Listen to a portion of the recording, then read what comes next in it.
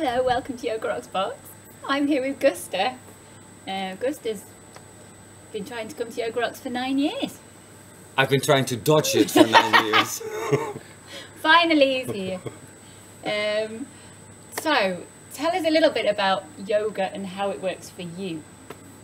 Wow, then we have to really go back to my history. When I was living in New York, I'm a fashion designer by profession, and that's a really hardcore life, especially when you're a foreigner in New York. So what I did was work in the daytime. It's tough. Social life happens at night, especially in the fashion industry. So I eventually got addicted to drugs. I already did that when I was living in Holland. The drug abuse got worse in New York, obviously. I lived there in the late 80s, early 90s, and got addicted to heroin. I was perfectly fine with doing drugs. I could afford it.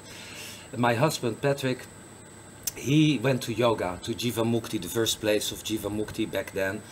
And he was always nagging me, Gus, come to yoga, you're having such an unhappy lifestyle. And every time we used to live together, and every day he came home so happy, and I hated him for coming home happy. I really hated him. And he kept nagging, just like you, Gus, go to yoga, like you keep nagging, Gus, come to Yoga Rocks. I tried to dodge it for as long as I could. And then one day I was like, the best way to get rid of this nagging is actually live up to it, go to yoga one time. And then I know, like my parents were teaching me, Gösta, you cannot just say you don't like something. You have to firstly taste, then you can say you don't like it. So I was like, I'll go to yoga. I had a preset mind, I'm gonna hate it. I walked in there, I totally fell in love. I fell in love with the style, with the heaviness of it. I come from a really sporty background, did athletics, competitive swimming, tennis, hockey, you name it. Been a sporty guy, been going to the gym for a long time. And then I walked into a yoga class at Jivamukti. Sharon was my first teacher, and I was blown away. I was blown away by not only the heaviness, just the physical challenging part, but I try to keep my life a secret. My private life is just my private life. And then Sharon was just talking random philosophy in the class, and it struck a note. Everything, really everything she said, I thought it was about me. Everything she addressed, it hit me straight. I don't want to say in my heart, because I don't believe in these stories of the heart and everything. It hit me in my belly. I eventually, in that first class, turned to Patrick and was like, Pat, is she a witch? Is she like something that I'd never heard of? That opened up my blinds. Obviously, I was living behind blinds. Happy. Ignorance is bliss. I teach a lot of people. Ignorance, you don't know? Great. Just see if you can dodge it for the rest of your life. My life, that was impossible. I fell in love with yoga, not wanting to. My mind was set, I'm gonna go, I'm gonna hate it, thing is over. I returned back to drugs, live happily ever after. That first class turned my life upside down. I fell out of love with the fashion industry, not with fashion, with the fashion industry. I'm still a designer in my head. Yoga took everything over. That simple. What does it do for me? I couldn't even start to describing it. Maybe it brought out the real Gösta, or maybe it changed me. I don't know. I don't want to put a word on that, but there was an incredible change, and it happened so fast. I couldn't resist it. It was like, yesterday we went to the waterfall. It's like being taken away by the waterfall. You get in, there is no stopping it. I tried to resist it. What we call in Dutch, I put my hakken in het zand. I really try to stand up against it. There's no holding back. Here I am. It's 20, I don't know, 26, 7, whatever years later. Still at it. I still blow my mind if I take a class during self-practice, but especially now, since I'm teaching for 20 years, I think, or God, 20 years, hey? I blow my mind listening to myself. When I teach, it's not that I have a preset idea, we're gonna do this or that. We have a few limitations.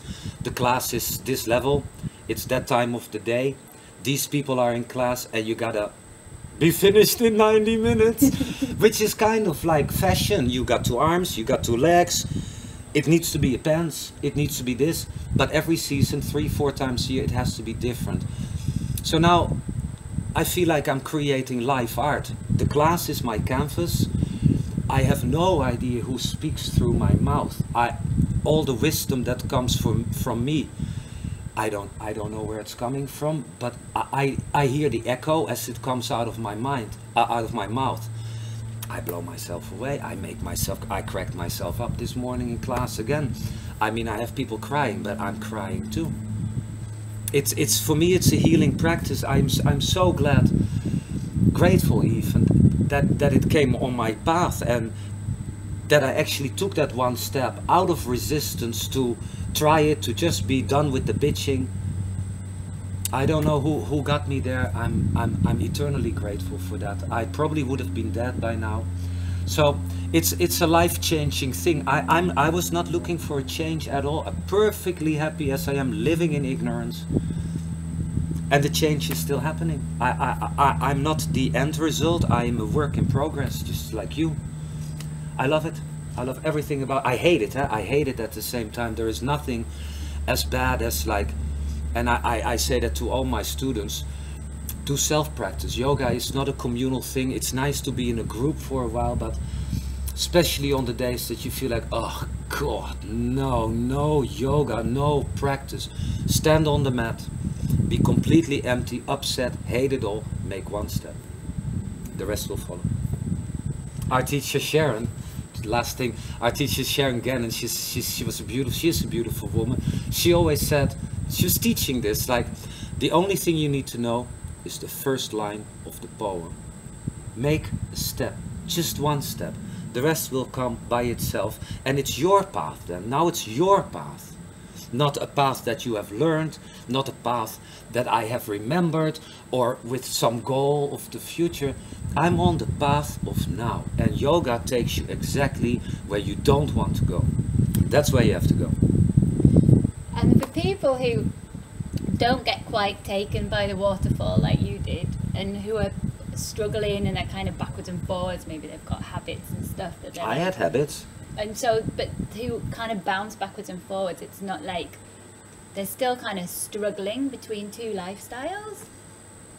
Does it just come naturally? You just hang on in there, or what? Can you make an effort? What's like, you know? Like... I have the hardest time to speak for other people. Maybe I'm blessed. Maybe I'm just a real idiot. I consider myself a real ignorant idiot, living in bliss.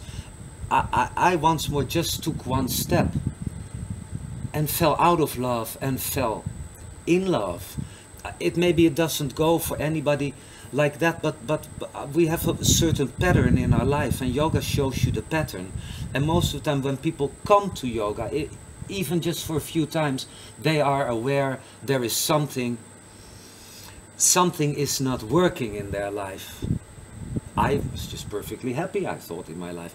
So I think that maybe, you know, like maybe the time is not ripe. Maybe you're not ripe. Maybe, how they say in India, you can forget about go looking for a guru, you can go look for a guru. The guru is going to hide from you. Yoga might just hide from you. It's too soon, it's too early, it's not your path. Maybe it's not your path ever. Maybe it's not your path now.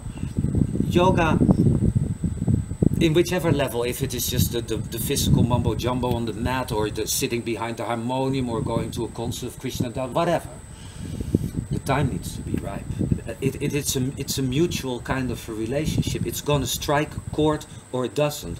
Just because it doesn't strike a chord today, that says nothing about the idea of tomorrow.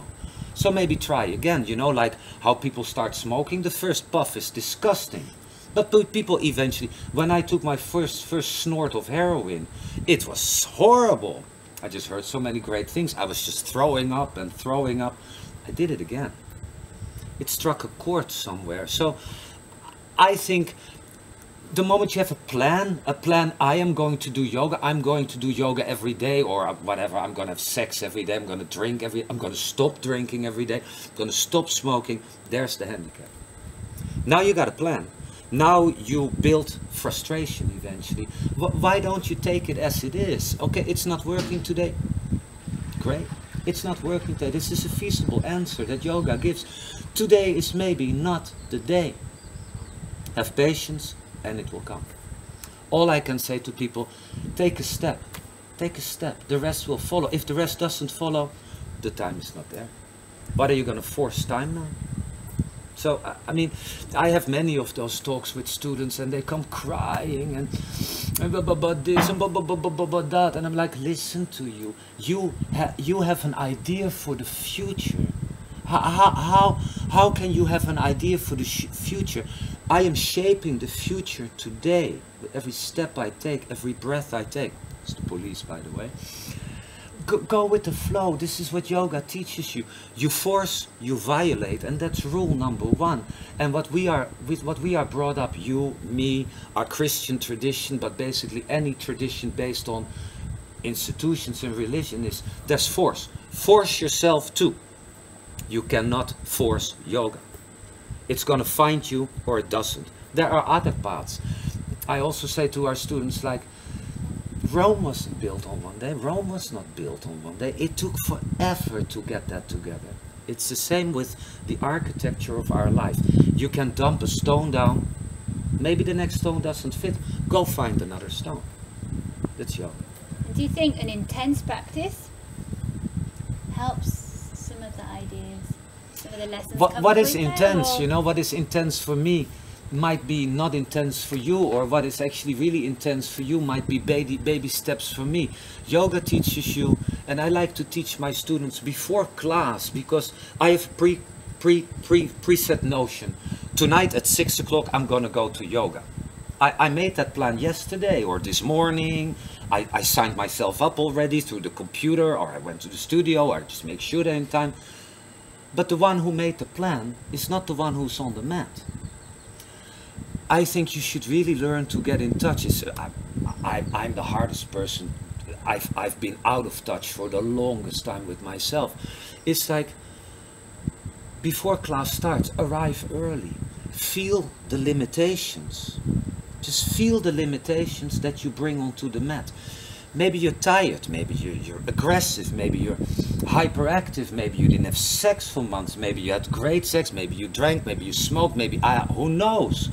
Tune into that, because this is the starting point. And my plan that I had this morning to go to yoga tonight at 6 o'clock was a plan, but it's not real.